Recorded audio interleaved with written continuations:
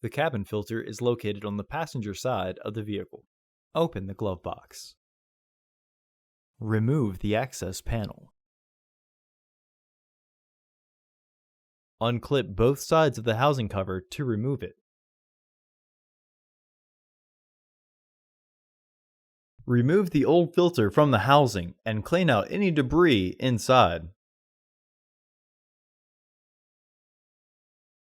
Install your new AQ1182 filter into the housing, with its airflow indicating arrow pointing down.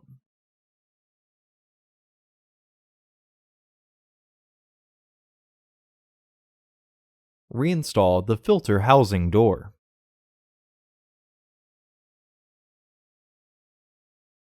Reinstall the access panel.